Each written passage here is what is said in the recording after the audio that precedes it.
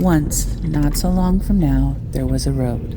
It stretched wide and endless, winding through the great open lands, where the wind still danced over the asphalt and the sun painted gold upon the dust.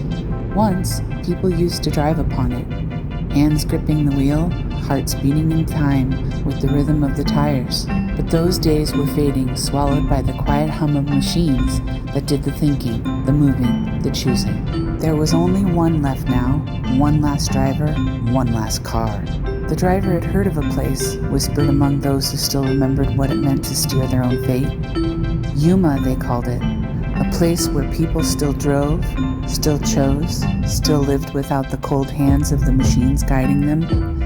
It was far farther than most would dare, but the driver had no choice. The road was calling, and so they went. Through the mountains and across the desert they ran, slipping between the watching eyes of the towers, past the silent gleaming cars that moved with perfect soulless grace. The road fought back, barriers that rose like ghosts, signs that changed their numbers, whispers in the radio telling them to turn back, to stop, to let go. But the driver pressed on, foot heavy, hands steady, because the road was not for the quiet. The road was not for the still. The road was for the living. Finally, after the miles and the battles, after the endless chase against the future, they saw it. The shape of Yuma against the setting sun, the last hope, the last home. But something was wrong. The streets were too neat, the lights too bright, the movement too smooth, too silent. The driver's heart sank. Yuma was gone. No, not gone. Changed, swallowed. The hum of automation filled the air. The people who had once defied it had become part of it.